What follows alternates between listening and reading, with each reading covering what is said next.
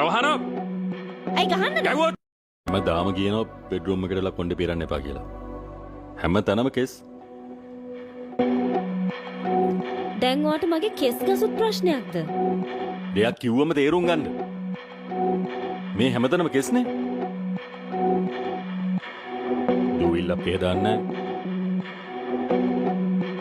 කොහෙද ඉතින් නැටිල මිසක් වෙන කිසි දෙයක් දන්නේ නැහැ.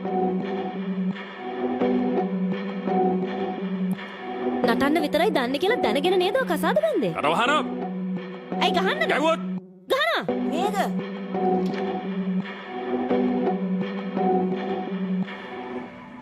මොනවා බෙදා ගන්න බැරුව කුලල් කා ගන්නවද කියලා බලන්නයි මේ ආවේ.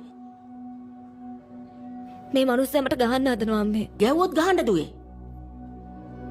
උඹේ අප්පච්චි මගේ මිනිහා කවදාක්වත් මට අතක් උස්සලා නැහැ. උඹ නොදකින් කියලා නැහැ.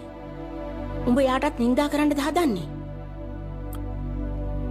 අර කිව්වත් වගේ මේ දුව නටනවා කියලා දැන දැන නේද කසාද